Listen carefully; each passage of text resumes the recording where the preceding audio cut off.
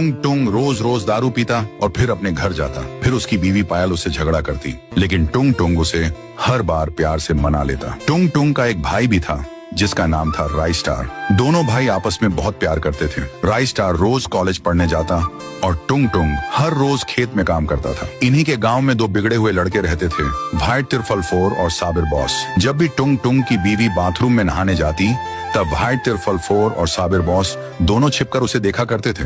दोनों उसकी खूबसूरती देखकर उसके दीवाने हो चुके थे। एक दिन रोज की तरह राई स्टार कॉलेज गया। शाम को जब वह लौटकर घर आया तो उसे घर पर उसके भैया और भाभी नहीं मिले। उसने उन्हें हर जगह ढूंढा लेकिन वे नहीं मिले। धीरे धीरे 6 महीने बीत गए। एक दिन जब राई स्टार रास्ते से जा रहा था तभी उसे वहाँ साबिर बॉस मिला। उसने कहा, और राई स्टार, तेरे भैया भाभी नहीं मिले? मुझे तो लगता है तेरे भैया भाभी तुझे छोड़कर हमेशा के लिए किसी दूर शहर चले गए हैं। राई स्टार ने कुछ नहीं कहा और अपने घर आ गया। उसी रात जब वह सो रहा था तभी रात के 12 बजे उसे किसी की आवाज सुनाई दी। वह झट से उठा तो उसने देखा कि सामने उसके भैया और भाभी की आत्मा खड़ी थी। उसकी भाभी पायल ने कहा, राई स्टार, हमारे गांव में भाई तिरफल4 और साबिर बॉस नाम के 2 लड़के रहते हैं। वे बहुत ही गिरे हुए इंसान हैं। जब भी मैं नहाने जाती थी तो वे दोनों मुझे छिपकर देखा करते थे और मेरे बारे में हमेशा गलत नियत रखते थे। एक दिन मैं तुम्हारे भैया को खाना देने खेत की तरफ जा रही थी। रास्ते में मुझे भाई तिरफल4 और साबिर बॉस मिल गए। उन्होंने कहा, भाभी जी, भैया भूख की वजह से बेहोश हो गए हैं